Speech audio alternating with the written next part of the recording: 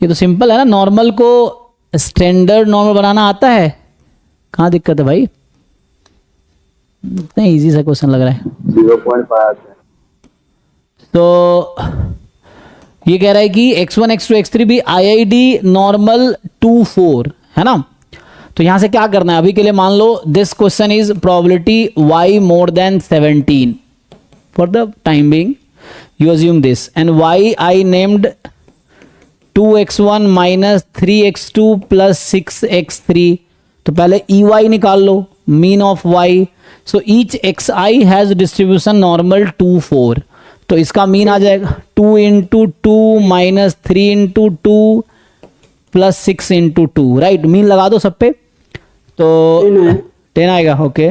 4 यहाँ से 12 और यहाँ से 6, तो 10 आ गया। फिर आप निकालो variance of y, 196 4 into 4 plus 9 into 4 plus 36 into 4, ये है। कोवेरिएंस टर्म्स जीरो हो जाएंगे बिकॉज ऑफ इंडिपेंडेंस। सो 196 कितना आया 196 196। चेक कर लो बाकी लोग। तो ये है, अब 196 हो गया, तो y का डिस्ट्रीब्यूशन आ गया नॉर्मल 10,196।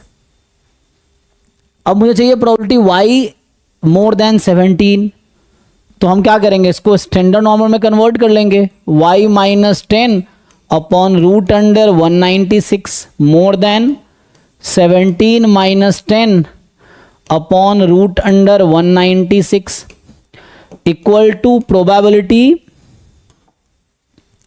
अब क्या होगा, ये तो z हो गया standard normal, x minus mu upon sigma will have distribution normal 0 1, तो ये तो स्टैंडर्ड नॉर्मल हो गया। सिंपल नॉर्मल डिस्ट्रीब्यूशन में ट्रांसफॉर्मेशन हो रहा है।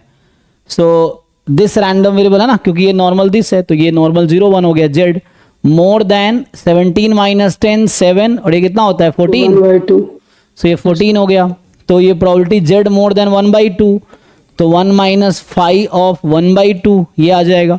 अब इसने बोला है 1 ऑफ 5 बीटा है, तो बीटा बताओ, तो बीटा की वैल्यू 1/2 आ गई 0.5, ठीक है। तो ये आंसर है।